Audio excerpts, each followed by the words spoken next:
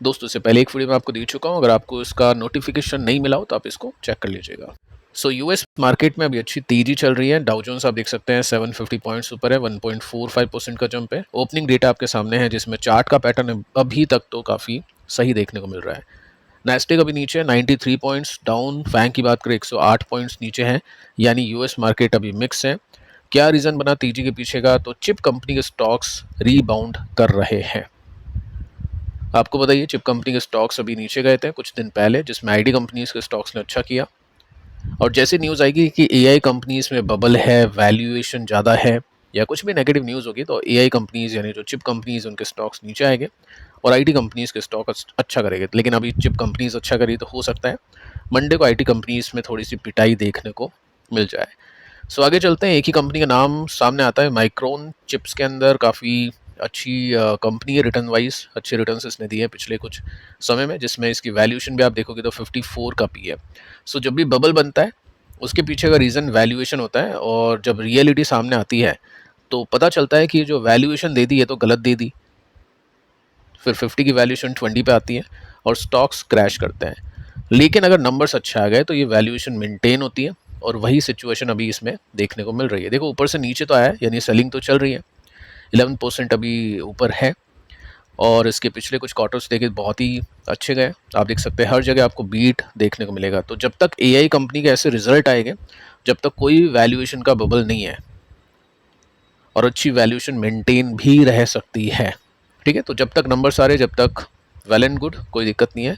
और इस क्वार्टर में जैसे आज इसके नंबर्स डिक्लेयर हुए हैं, तो इसमें कंपनी ने काफ़ी अच्छा परफॉर्म किया है, 10% ऊपर, क्योंकि ब्लॉकबस्टर अर्निंग इसमें देखने को मिली है। ठीक है, सो जब तक नंबर्स अच्छे, जब तक सब कुछ ठीक। और यूएस कंपनीज़ को मैं आपको बता तो रहा हूँ, लेकिन ये जो सिचुएशन आपको इंडियन कंपनीज़ में भी अप्लाई करनी है।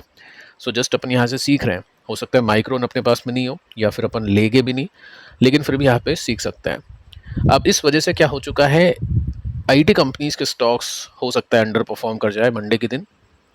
1% की गिरावट आप इसमें देख सकते हैं। इन्फोसिस का एडीआर अभी फिलहाल नीचे है, कोई बहुत बड़ी गिरावट नहीं है, लेकिन ठीक है। एआई कंपनीज अगर अच्छा करेगी तो आईटी कंपनीज में थोड़ा सा प्रेशर देखने को मिलेगा, वो चीज़ अपन यहाँ पे नोट कर सकते हैं। अब देखिए दोस्तों, आज हुआ क्या है, आईटी कंपनीज गिरी है, साथ में ये जो नैस्डैक 100 का ईटीएफ ये भी नीचे आ चुका है।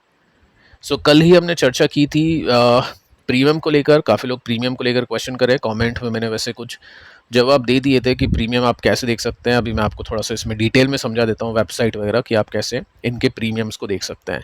क्योंकि डॉलर की जो वैल्यू होती है उसके बेसिस पे, और नास्टेक जो इंडेक्स है और ये जो ईटीएफ है, कितना बढ़ता है कितना गिरता है, उसकी बेसिस पे ये जो प्रीमियम होता है ना, डेली बेसिस पे चेंज होता है।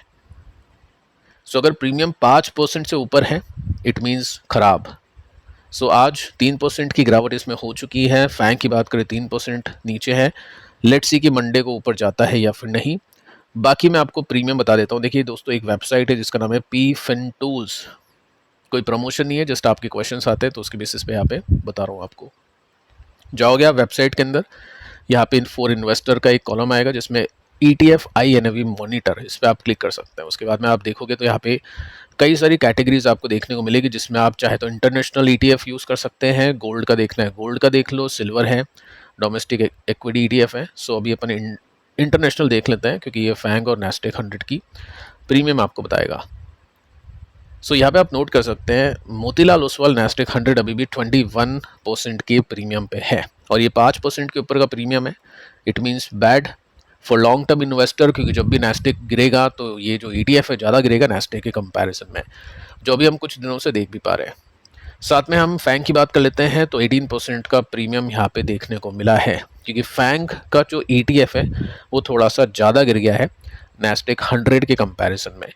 सो ये डेटा मैं आपको ऑलरेडी दे चुका हूँ। जैसे मुझे भी अगर यूएस मार्केट में इन्वेस्ट करना हो तो कम से कम मैं कुछ मीनिंगफुल करेक्शन का वेट करूँगा, क्योंकि ETF में बड़ी गिरावट आती है, कोई बड़ी बात नहीं है। यहाँ पे 38% का क्रैश, 40% की मंदी, 28%, 18%, तो कम से कम 15-20% की गिरावट आएगी, तब जाके बाइंग इनिशिएट की जा सकती है फॉर इन्वेस्टर। बाकी डिपेंड करता है आपके ऊपर, आप क्या करना चाहते हैं।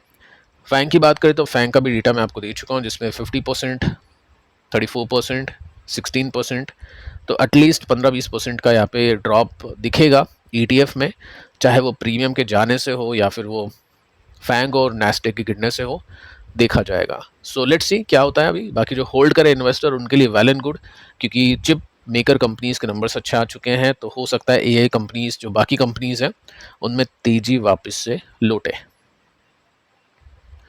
अब देखिए दोस्तों, एक कंपनी है रिलैक्सो फुटवेयर, इसको चेक करते हैं। काफ़ी इंटरेस्टिंग पैटर्न यहाँ पे बने हैं। 12% की तेजी बन चुकी है, अपने लो से 70% ऊपर आ चुका है। 70% अपने लो से ऊपर, जी हाँ दोस्तों, ऑलमोस्ट डबल के आसपास ही हो चुका है।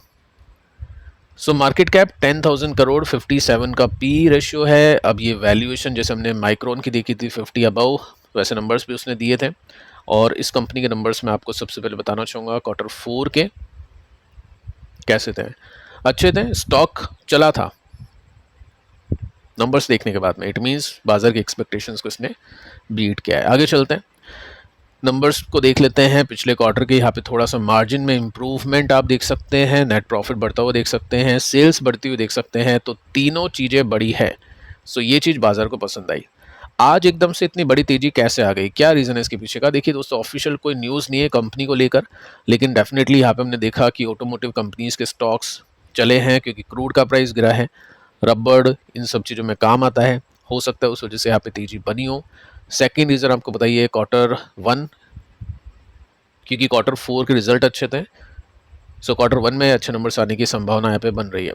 सो पैटर्न काफ़ी अच्छा देखने को मिल रहा है। वैसे अगर आप देखोगे तो यहाँ पे एक बॉटम बना, उसके बाद में तेजी बनी, स्टॉक ने एक रेसिस्टेंस फेस किया, उसके बाद में इसको इसने तोड़ दिया एक बड़ी कैंडल के साथ में।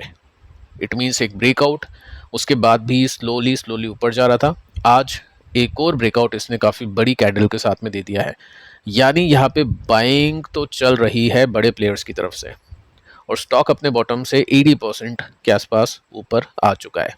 सो क्वेश्चन ये बनता है कि क्या अब Q1 के बाद इसमें तबाही होगी या फिर नहीं।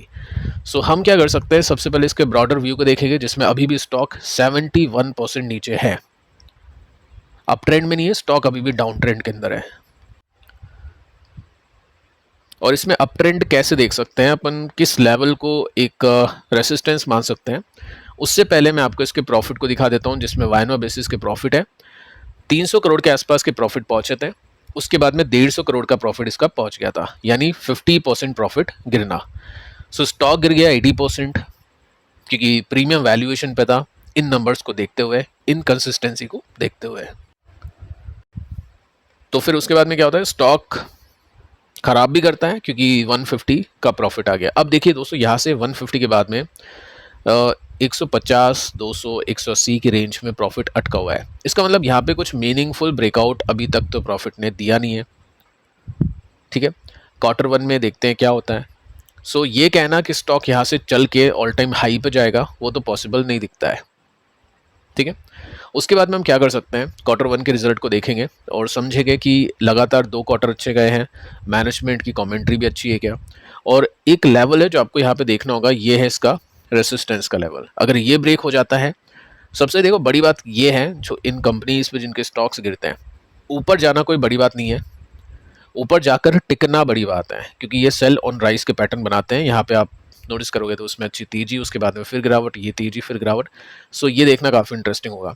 तो अभी और बाकी है तेजी 27%, यानी अपने लो से जब तक ये डबल नहीं होगा, उसके बाद में यहाँ पे सस्टेन नहीं करेगा, जब तक नो बुल ट्रेंड।